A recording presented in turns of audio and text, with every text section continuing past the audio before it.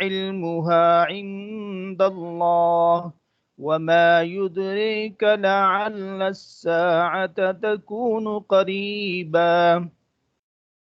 إن الله لعن الكافرين وأعد لهم سعيرا خالدين فيها أبدا لا يجدون وليا ولا نصيرا يوم تقلب وجوههم في النار يقولون يا ليتنا أطعنا الله وأطعنا الرسولا وقالوا ربنا إنا أطعنا سادتنا وكبراءنا فأضلونا السبيلا ربنا